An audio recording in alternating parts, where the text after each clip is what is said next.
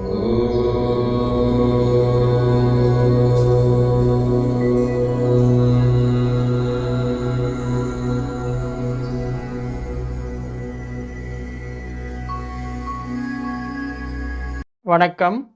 வாழ்க வளமுடன். நான் உங்கள் ஏஎல்பி ஜோதிடர் செல்வகுமார். உங்கள் அனைவரையும் இந்த காணொளி வாயிலாக சந்திப்பதில் மகிழ்ச்சி. காஸ்மோஸ் ஃபோர்காஸ்ட் அன்பர்கள் அனைவருக்கும் வாழ்த்துக்கள். உலகெங்கும் வாழும் நமது தமிழ் மக்கள் அனைவருக்கும் மகிழ்ச்சியான ஆங்கில புத்தாண்டு வாழ்த்துக்கள். இந்த பதிவில் நம்ம என்ன பார்க்க போகிறோம் அப்படின்னா, 2025 புத்தாண்டு பலன்களை பார்க்க போகிறோம்.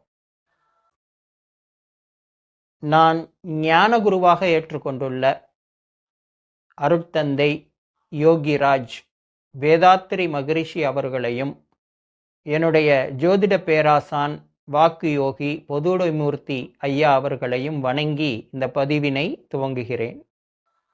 அதாவது நம்ம தமிழ் மரபுப்படி சித்திரை 1 தமிழ் புத்தாண்டு அப்படின்னு வானியல் ரீதியாகவும் ஜோதிட ரீதியாகவும் சாஸ்திர ரீதியாகவும் நாம் கொண்டாடினாலும், உலக வழக்கத்தை ஏற்றுக்கொண்டு உலக மக்கள் அனைவராலும் ஆங்கில புத்தாண்டு தினமாக கொண்டாடப்படும் ஜனவரி 1ஐயும் ஆங்கில புத்தாண்டாக நாம் கொண்டாடி வருகிறோம்.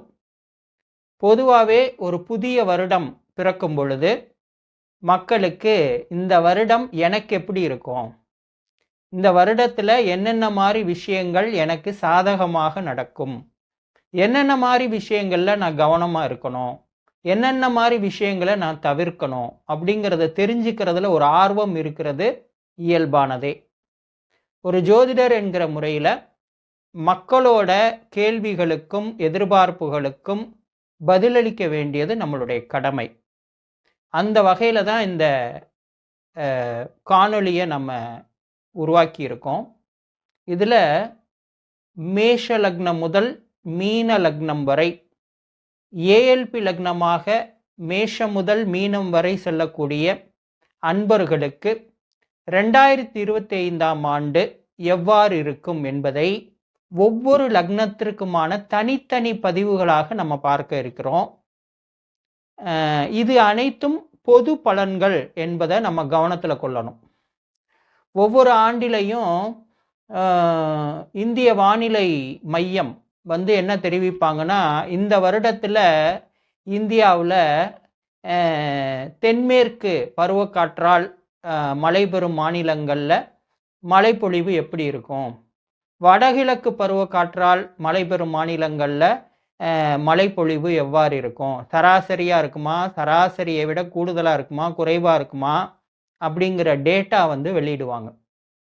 அது மட்டும் இல்லாமல் வெப்பநிலை ஒவ்வொரு மாநிலங்களிலும் எவ்வாறு நிலவும் அப்படிங்கிற டேட்டாவும் நமக்கு கொடுப்பாங்க ஒவ்வொரு வருடத்தோட துவக்கத்திலையும். இது எதுக்காக அப்படின்னா, ஒரு ஓவரால் டேட்டா, இது காலநிலை பற்றிய ஒரு ஓவரால் டேட்டா இந்திய வானிலை மையம்ங்கிறது கொடுப்பாங்க. ஆனால் என்னோட ஊர் உசிலம்பட்டியில் எப்படி மழைப்பொழிவு இருக்கும், வெப்பநிலை எப்படி இருக்கும், என்னோட ஊர் கோவில்பட்டியில் எப்படி மழைப்பொழிவு இருக்கும், வெப்பநிலை எப்படி இருக்கும்லாம் கேள்வி நம்ம கேட்டோம்னா அதுக்கு வேற கணக்கீடுகள் இருக்கு. அது அந்தந்த பகுதியில் இருக்கக்கூடிய வெப்பமானிகள் மலைமானிகளை கொண்டு தான் தீர்மானிக்க முடியும். அதே மாதிரி தான் இப்போ நம்ம கொடுக்கக்கூடிய பலன்கள் அனைத்துமே இந்திய வானிலை மையம் அளிக்கிற டேட்டா, அதாவது ஓவரால் டேட்டா மாதிரி தான். மேஷ லக்னத்திற்கு இந்த 2025 எப்படி இருக்கும், ரிஷப லக்னத்திற்கு 2025 எப்படி இருக்கும், இப்படி ஓவரால் டேட்டா தான் நம்ம கொடுக்குறோம். ஒவ்வொரு மனிதனும் தனக்கு தனிப்பட்ட முறையில் தெளிவாக பலன் வேணும்னு நினச்சா அவங்களோட ஜாதகத்தை பக்கத்தில் இருக்கிற ஒரு ஏஎல்பி ஜோதிடர்கிட்ட எடுத்துகிட்டு போய் பலன்களை அறிஞ்சிக்கணும். அல்லது நம்ம டிஸ்கிரிப்ஷனில் நம்மளோட வாட்ஸ்அப் நம்பர் கொடுத்துருக்குறோம். அதுக்கு நீங்கள் உங்களுடைய ஜாதக விவரங்களை, பிறந்த நேரம், பிறந்த ஊர், பிறந்த இடம் சம்பந்தமான விவரங்களை அனுப்புனீங்கன்னா உங்களுடைய கேள்விகளுக்கு தெளிவான பதில்களை நம்மளால துல்லியமா கொடுக்க முடியும். ஆனா இப்போ நம்ம பார்க்க போறது ஓவரால் டேட்டா. இப்போ வடகிழக்கு பருவமழைன்னு எடுத்துக்கிட்டா மழை பெறும் மாநிலங்கள் தமிழ்நாடு, ஆந்திரா, தெலுங்கானா, ஒரிசா, மேற்கு வங்காளத்தின் சில பகுதிகள். இந்த பகுதியில மழைப்பொழிவு எப்படி இருக்கும்? அதுல தமிழ்நாட்டுல இயல்பை ஒட்டி இருக்குமா? இயல்பை விட கூட இருக்குமா? குறைவா இருக்குமா? ஆந்திராவுல எப்படி இருக்கும்? தெலுங்கானால எப்படி இருக்கும்? ஒரிசால எப்படி இருக்கும்? இப்படி தனித்தனியா நம்ம ஒவ்வொரு லக்னத்துக்கும் பார்க்குற மாரி பார்க்குறோம். ஆனா, குறிப்பிட்ட நபருக்கு அப்படின்னு போம்போது, அவங்கவங்களோட சுய ஜாதகத்த தான் நம்ம பார்க்கணும். அதுதான் முக்கால்வாசி பலன்களை அளிக்கக்கூடியது. இப்ப நமக்கு சொல்லப்போற பொது பலன்கள் எல்லாருக்கும் ஓரளவுக்கு அதுக்கான தாக்கங்கள் இருக்கும். இப்போ தமிழ்நாட்டுல மழை பெறும் மாதங்கள் எதுன்னு கேட்டிங்கன்னா, மேக்ஸிமம் அக்டோபர், நவம்பர், டிசம்பர். அந்த 3 மாதத்துல மழைங்கிறது இருக்குங்கிறது எல்லாருக்கும் தெரியும். அது எல்லா ஊர்லயும். சென்னையிலிருந்து கன்னியாகுமரி வரைக்கும் எல்லா மாவட்டங்கள்லயும் மழை இருக்கும். மழை பெய்யிற நாட்கள் வேணா முன்ன பின்ன இருக்கலாம். ஆனா இந்த 3 மாதங்களுக்குள்ள மழைப்பொழிவுங்கிறது பெரும்பாலான மாவட்டங்கள்ல இருக்கும். அது மாதிரி இந்த கோச்சார பலன்கள் எனப்படும் இந்த பொது பலன்கள் எல்லோருக்கும் தாக்கத்தை ஏற்படுத்துமான தாக்கத்தை ஏற்படுத்தும். சுய ஜாதகம் நல்லா வலுவா இருக்கிறவங்களுக்கு இந்த தாக்கம் குறைவா இருக்கும்.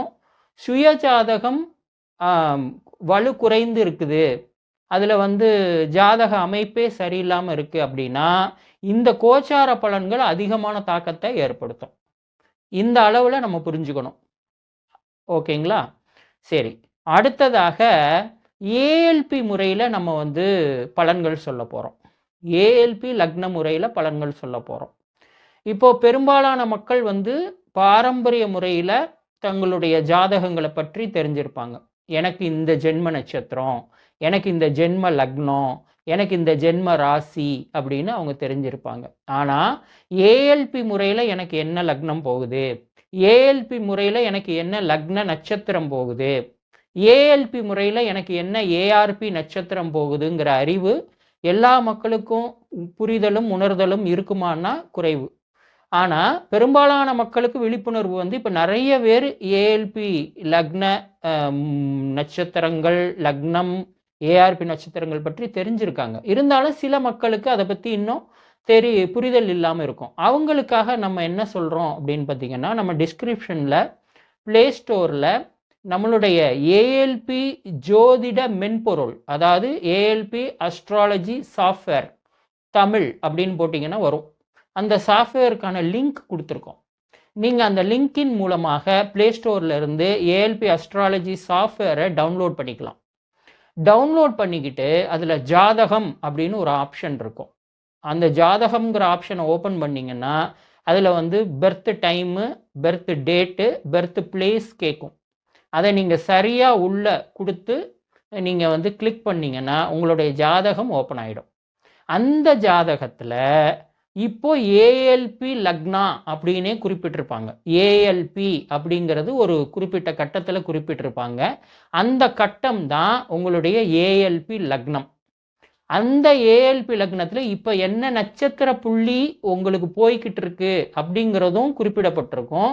அப்போ உங்களுடைய லக்னம் என்ன, உங்களுடைய லக்ன நட்சத்திர புள்ளி என்ன அப்படிங்கிறத நீங்கள் தெரிஞ்சுக்கலாம்.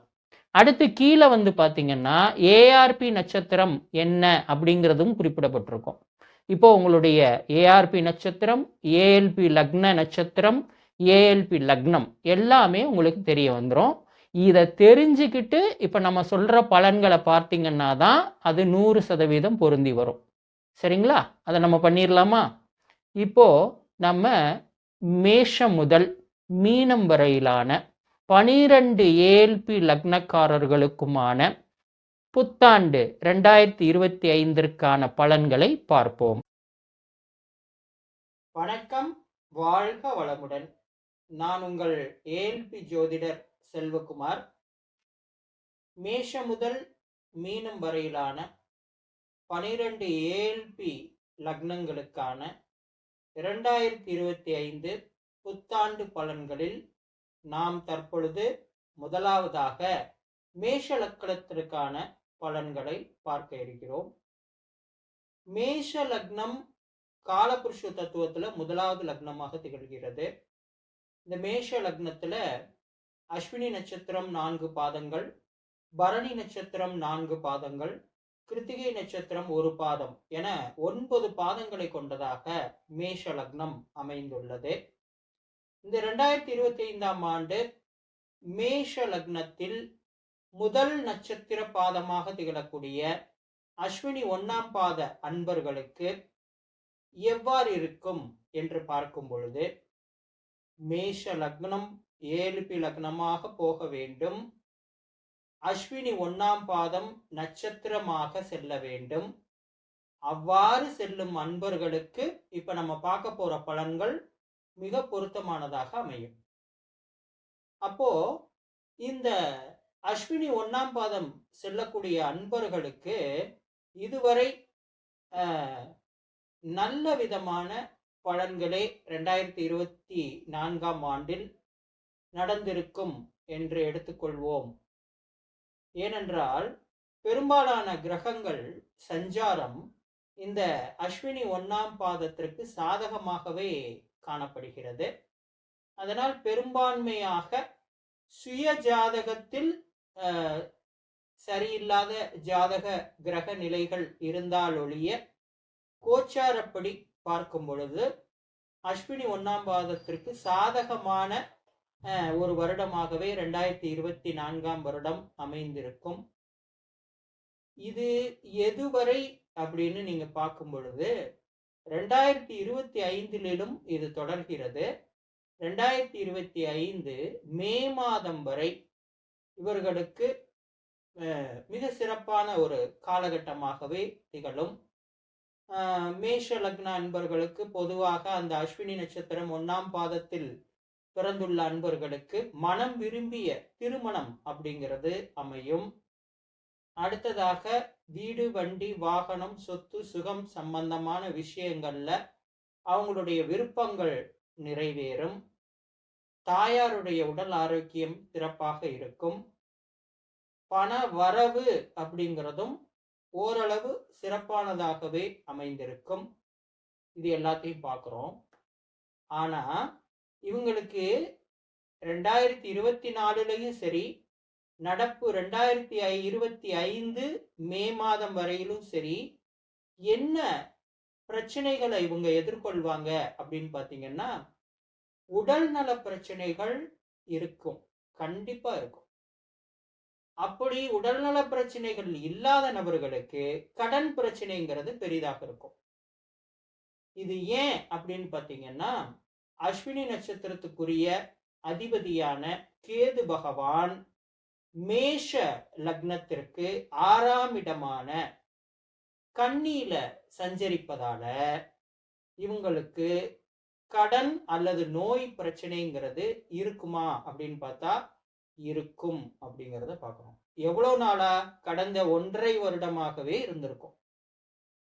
இப்பவும் 2025 மே மாதம் வரை அந்த கடன் நோய் பிரச்சனை நீடிக்குமானா நீடிக்கும்.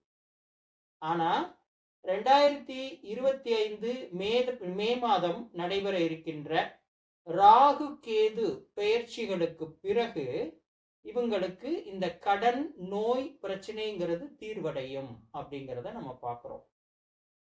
அது மட்டுமல்ல, அந்த மே மாதத்திலேயே நிகழக்கூடிய மற்றொரு கிரக பெயர்ச்சி குரு பெயர்ச்சி. அந்த குரு பெயர்ச்சிக்கு பிறகு இவங்க வீடு, வண்டி, வாகனம், சொத்து, சுகம், தாயார் சம்பந்தமான விஷயங்கள்ல கொஞ்சம் கவனமா இருக்கணும்.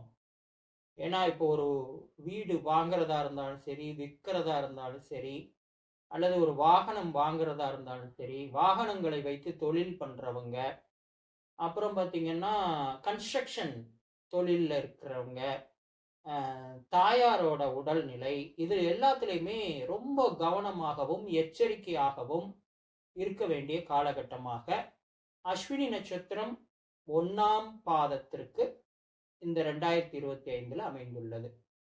இதற்காக பயம் கொள்ள தேவையில்லை. எச்சரிக்கையோடும் கேர்ஃபுல்லா, அதாவது முன்னெச்சரிக்கை நடவடிக்கையோடும் இருக்க வேண்டியது அவசியம். இவங்க என்ன மாதிரியான பரிகாரங்களை மேற்கொள்ளலாம் அப்படின்னு பார்த்தீங்கன்னா, இப்போ இந்த மே மாதம் வரையிலான கடன் நோய் சம்பந்தமான விஷயங்களுக்கு இவங்க வைத்தீஸ்வரன் கோவில் சென்று வைத்தியநாத சுவாமியையும் தையல் நாயகி அம்பிகையையும் அங்கு அருள்பாலிக்கக்கூடிய செல்வ முத்துக்குமார சுவாமியையும் தரிசனம் செய்து நெய் தீபம் ஏற்றி வழிபாடு செய்யணும். அப்படி செய்யும் பொழுது இவங்களுக்கான கடன் மற்றும் நோய் சம்பந்தமான விஷயங்கள் சாதகமாக அமையும். அதே சமயத்துல மே மாதத்திற்கு பிறகு வீடு வண்டி வாகனம் சொத்து சுகம் தாயார் சம்பந்தமான விஷயங்கள்ல கவனமா இருக்கணும்னு சொன்னோம் இல்லையா? அந்த காலகட்டங்கள்ல இவங்க என்ன பரிகாரம் மேற்கொள்ளலாம்னு பாத்தீங்கன்னா, இவங்க கண்டிப்பாக திருச்செந்தூர் சென்று அங்கு அருள்பாலிக்கின்ற செந்திலாண்டவரை வியாழக்கிழமைகள்ல தரிசனம் செய்ய வேண்டும். ஒரு நாள் அங்க இரவு தங்கி வர்றது கூட சிறப்பினை தரும். அதாவது இரவு தங்குதல் அப்படிங்கிறது கோயில் வளாகத்துல இல்லாம கடற்கரையில இருக்கலாம், அல்லது ஏதாவது ஒரு தங்கும் விடுதியில தங்கலாம். கோயில் வளாகத்துல தங்க வேண்டாம். அது நம்ம சாஸ்திரப்படி முறையான செயல் அல்ல. சரிங்களா? அப்போ அந்த விஷயத்தை இவங்க செய்யலாம். மற்றபடி அஸ்வினி நட்சத்திரம் 1ஆம் பாதத்திற்கு வருமானம் ஓரளவு சிறப்பாகவே இருக்கும். இவங்க கவனத்துல எடுத்துக்கொள்ள வேண்டியது மட்டும் என்னன்னா, மே மாதம் வரை இவர்களுடைய உடல் நலத்திலும் கடன் சம்பந்தமான நிகழ்வுகளிலும் கவனமா இருக்கணும். மே மாதத்திற்கு பிறகு வீடு வண்டி வாகனம் சொத்து சுகம் தாயார் சம்பந்தமான விஷயங்கள்ல கவனமா இருக்கணும். வண்டி வாகனங்கள்ல போகும்போதும் வாகனங்களை இயக்கும் பொழுதும் விழிப்புணர்வு அவசியம் அப்படிங்கிறத தெரிவிச்சுக்கிறோம். மற்றபடி அஸ்வினி நட்சத்திரம் 1ஆம் பாதத்திற்கு இந்த பிறக்கின்ற 2025 புத்தாண்டு சிறப்பானதாக அமைந்திட வாழ்த்துக்கள். அடுத்ததாக அஸ்வினி நட்சத்திரம் 2ஆம் பாதம். இந்த அஸ்வினி நட்சத்திரம் 2ஆம் பாதம் செல்லக்கூடிய அன்பர்களுக்கு என்ன மாதிரி பலன்கள் இருக்கும் அப்படின்னு பார்த்தீங்கன்னா, இவங்களுக்கு இந்த 2024 இருந்தாலும் சரி, அடுத்து 2025 மார்ச் மாதம் வரையிலும் சரி,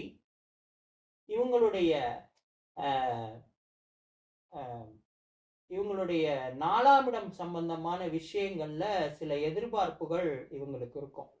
4ஆம் இடம் என்று நம்ம கூறக்கூடியது வீடு வண்டி வாகனம் சொத்து சுகம் மற்றும் தாயார் சம்பந்தமான விஷயங்கள்ல ஒரு சில எதிர்பார்ப்புகள் இவங்களுக்கு இருக்கும். நான் ஒரு வாகனம் வாங்கணும், நான் ஒரு வீடு வாங்கணும், அல்லது என்னுடைய வீட்டை நான் விற்கணும், நான் என்னுடைய நிலத்தை விற்கணும், என்னுடைய தாயாரோட உடல் ஆரோக்கியம் சிறப்பா இருக்கணும். இந்த மாதிரி எதிர்பார்ப்புகள் இவங்களுக்கு இருக்குமான்னா இருக்கும். அதுல சுய ஜாதகத்தை பொறுத்து சில தடைகள் இருப்பதற்கான வாய்ப்புகள் இந்த அஸ்வினி நட்சத்திரம் 2ஆம் பாதம் செல்பவர்களுக்கு இருக்கு. ஆனா மே மாதத்திற்கு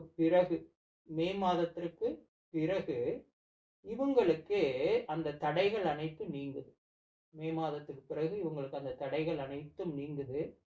இவங்களுக்கு மிக சிறப்பான பலன்கள் அந்த காலகட்டத்துல மே மாதத்துக்கு பிறகு ஏற்படுது.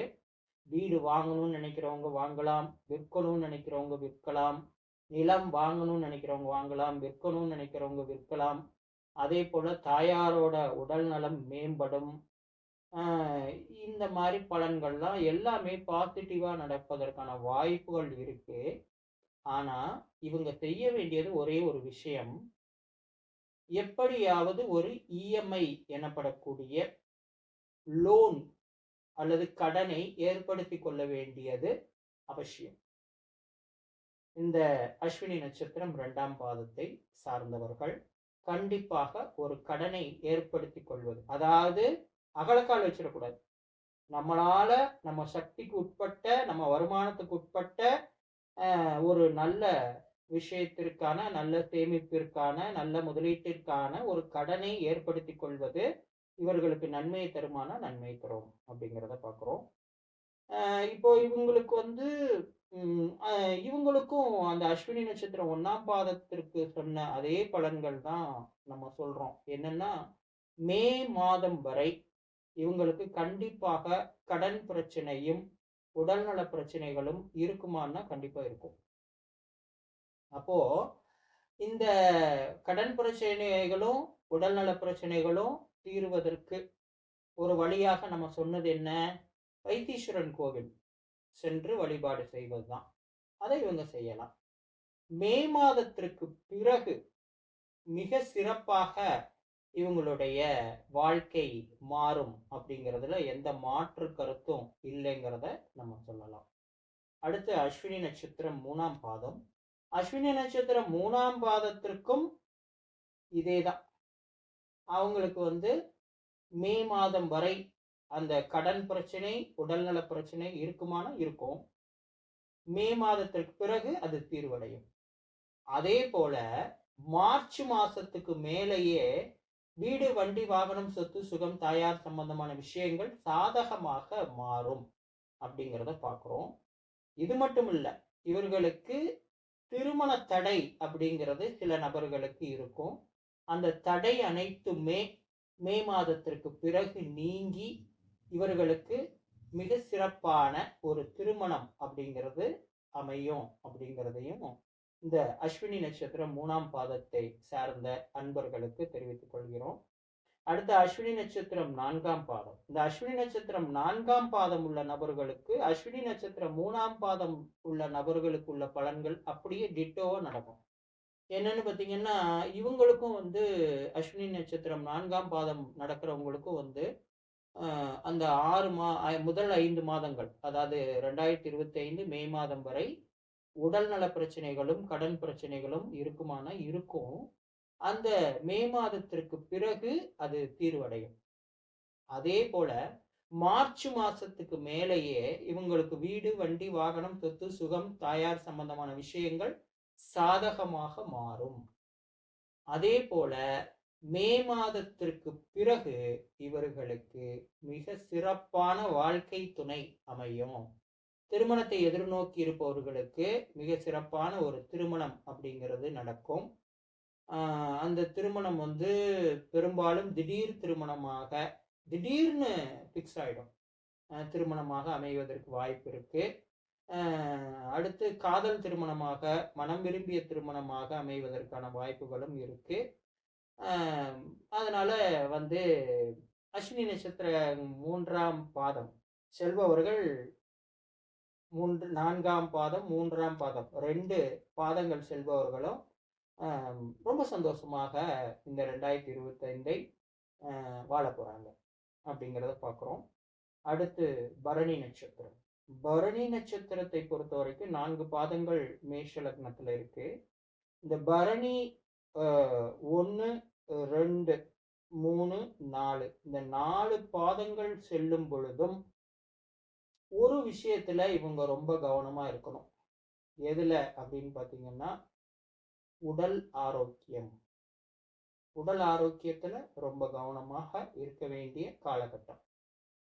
2வது, பரணி நட்சத்திரம் 1ஆம் பாதம் செல்பவர்களுக்கு என்ன ஒரு விஷயம் அப்படின்னு பார்த்தீங்கன்னா, வர்ற மே மாதம் வரை இவங்களுக்கு திருமணம் சம்பந்தமான நிகழ்வுகள் அப்படிங்கிறது சிறப்பானதாக அமையாது.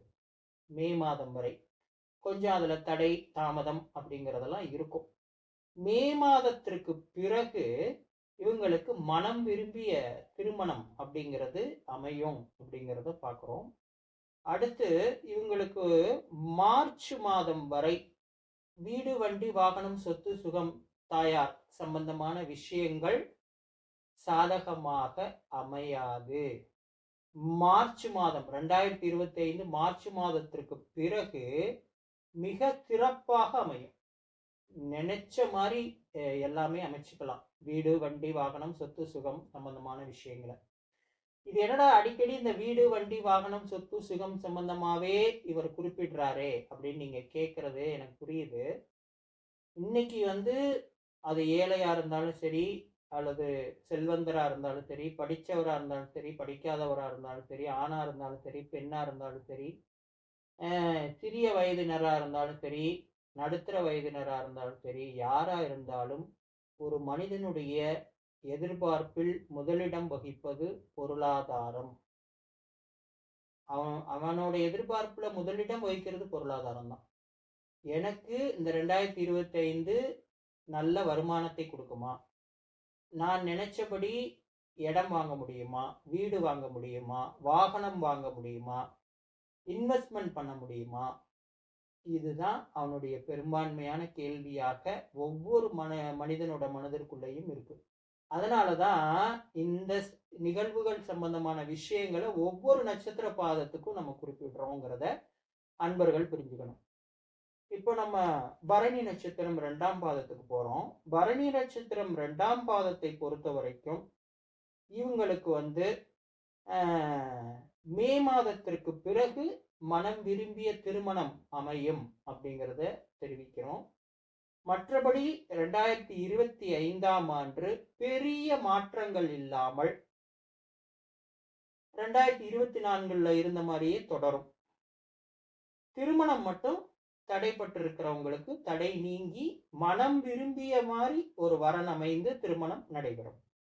அடுத்து பரணி 3 செல்பவர்களாலும் இருந்தாலும் சரி, பரணி 4 செல்பவர்களாக இருந்தாலும் சரி, கார்த்திகை நட்சத்திரம் முதல் பாதம் செல்பவர்களாக இருந்தாலும் சரி, இவங்க அனைவருக்குமே நம்ம சொல்லக்கூடிய விஷயங்கள் பரணி 3, பரணி 4, கார்த்திகை 1, இவங்க அனைவருக்குமே நம்ம சொல்லக்கூடிய விஷயங்கள் என்னன்னா 2024ல இருந்த ஸ்டேட்டஸ் அப்படியே கண்டினியூ ஆகும்.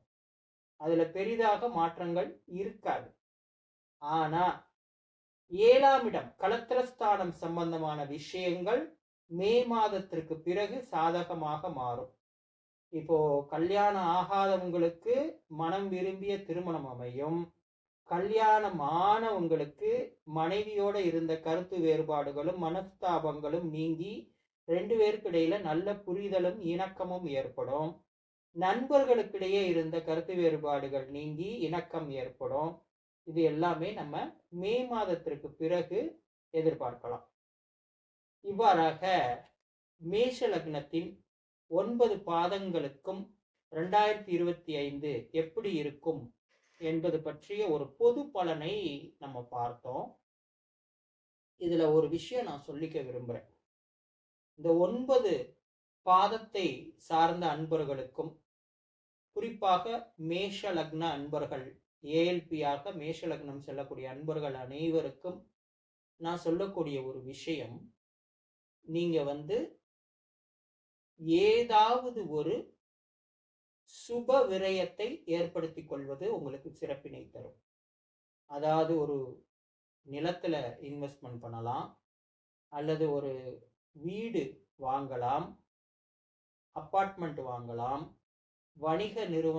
வணிக வளாகங்கள் வாங்கலாம், அல்லது வாகனங்கள் வாங்கலாம். இப்படி ஏதாவது ஒரு சுப விரயத்தை நீங்க ஏற்படுத்தி கொள்றது சிறப்பினை தரும். அப்படி சுப விரயத்தை ஏற்படுத்தி கொள்ளவில்லை என்றால் இந்த மேஷ லக்ன அன்பர்களுக்கு அந்த விரயம் என்பது தாறுமாறாக எதிர்பாராத விதமாக அமையக்கூடிய வாய்ப்புகள் இருக்கு. அப்ப இதை எப்படி முடிவு பண்ணலாம்? உங்களுடைய சுய ஜாதகத்தை எடுங்க, பக்கத்துல இருக்கிற ஏஎல்பி ஜோதிடரை அணுகுங்க. நான் என்ன மாதிரி சுப விரயத்தை ஏற்படுத்தி கொள்ளலாம் எப்படி அப்படிங்கிற வழிகாட்டுதலை அவங்கள்ட்ட பெறலாம். இல்லை எனக்கு அந்த மாதிரி வாய்ப்புகள் இல்லைன்னா நம்மளுடைய வாட்ஸ்அப் நம்பரை டிஸ்கிரிப்ஷன்ல கொடுத்துருக்கோம்.